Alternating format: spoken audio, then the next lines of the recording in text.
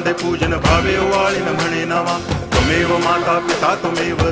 बंधुश्च सखा त्वमेव विद्या तरुणं त्वमेव सर्वं मम देव कायेन वाचा मनसेन्द्रियैर्वा बुद्ध्यात्मना वा प्रकृति स्वभावात् करोमि यद्यत् सकलं परस्मै नारायणायति समर्पयामि अच्युतं केशवं रामनारायणं कृष्णदामोदरं वासुदेवं हरि गिरिधरं माधवं गोपिकावल्लभं जानकीनायकं रामचन्द्रं भजे हरे राम